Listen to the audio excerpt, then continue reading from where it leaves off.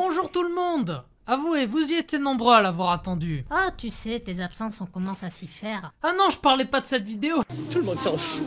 Je parlais du retour de la série Mario Striker sur nos consoles. Et quoi de mieux pour fêter ça qu'une vidéo qui revient sur son histoire? Et droit au but. Tout commence dans les années 2000 et Nintendo perd sa place de leader du marché au profit de Sony. Ah ben ça va, hein, ça peut arriver un petit coup de mou à tout le monde, hein. N'empêche, on est quand même deuxième. Troisième, Microsoft nous a dépassé avec sa Xbox.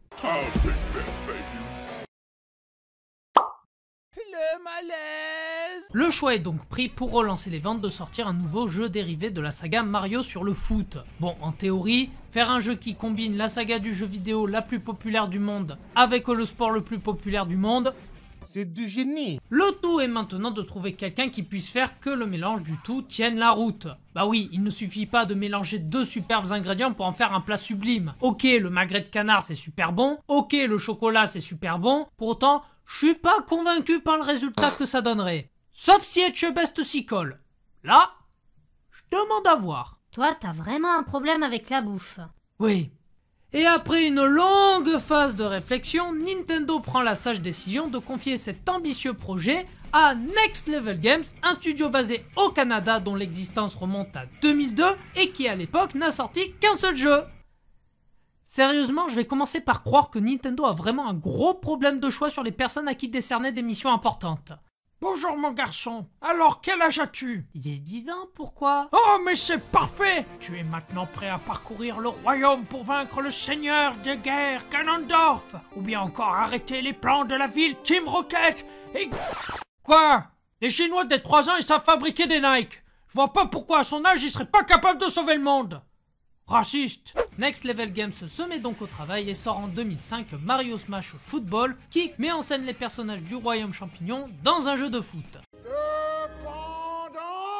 Next Level Games ne va pas se contenter de juste refaire un pompage du gameplay classique d'un jeu de foot, leur idée étant de se distinguer de la concurrence des PES et FIFA en proposant un gameplay plus arcade, dynamique et accessible. Ils vont par exemple rajouter le fait de pouvoir utiliser des objets durant les matchs, qui est repris de Mario Kart, ou encore les méga frappes qui sont des tirs chargés qui rapportent 2 buts s'ils sont marqués. Second poteau Pavard. La taille du terrain, les effectifs des équipes et la durée des matchs sont réduits. Comme ta bite. Et ils enlèvent aussi tout ce qui pourrait enlever du rythme aux parties, comme la règle du hors-jeu, le truc que la moitié des gens qui regardent un match de foot ne comprennent pas et qu'il faut expliquer avant chaque match. Je comprends rien du tout à ce jeu.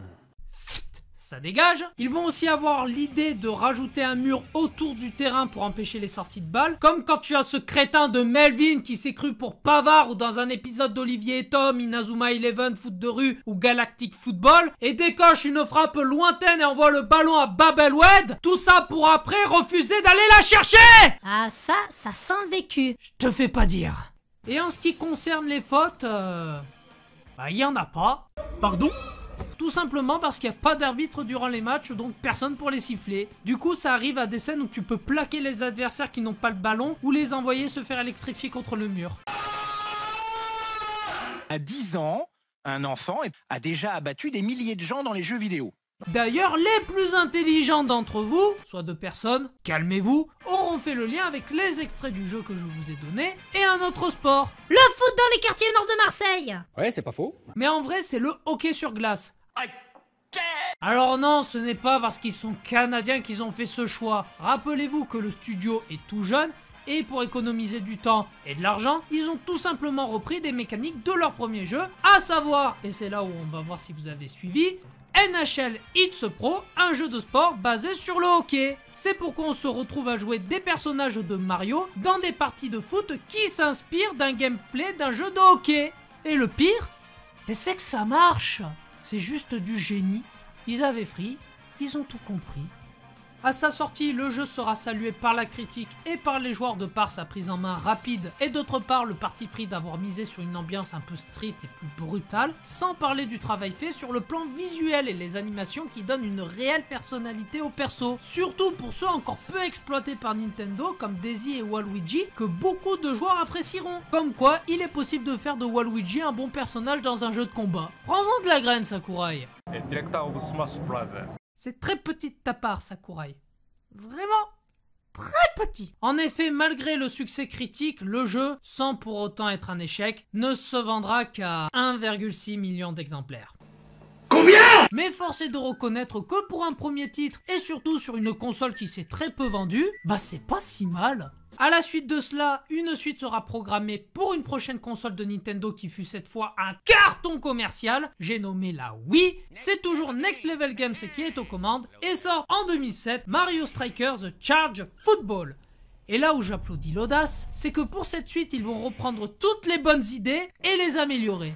Le style graphique est juste exceptionnel, le côté vénère est encore plus présent, les animations sont juste géniales et rendent encore plus de cachet au perso, et le gameplay est enrichi en intégrant intelligemment les fonctionnalités de la Wiimote pour permettre aux joueurs de contrôler le gardien pour parer les méga frappes. Et tous les joueurs vous le diront, qu'est-ce que c'est kiffant de pouvoir enfin contrôler les mouvements du gardien au poil de fesses près. Après, on va pas se mentir, certes, ils ont essayé de corriger la plupart des défauts, mais le jeu garde tout son intérêt quand on joue contre un autre joueur. Le mode solo, bien qu'un peu plus travaillé, restera aussi répétitif et ennuyeux qu'une partie de ma carrière sur FIFA. Du coup, on pourrait s'attendre à ce que le jeu se soit bien vendu, et je vous donne dans le mille. Non. Avec un peu plus de 2,5 millions d'exemplaires, il fera à peine mieux qu'un Sport Island en termes de vente. Après, on peut chercher des excuses quand tu vois le public visé par la console et ceux qui l'achètent. Nous n'avons pas les mêmes valeurs. Du coup, les années passent et toujours aucune suite n'est annoncée pour la sortie sur la Wii U puis sur Switch. On se dit alors que les chances d'une suite qui verrait le jour soient nulles, surtout après le rachat de Next Level Games par Nintendo en 2021, jusqu'à cette année où la sortie de nulle part, Nintendo annonce en début d'année une suite à la série, soit 15 ans après le dernier jeu. 15 ans!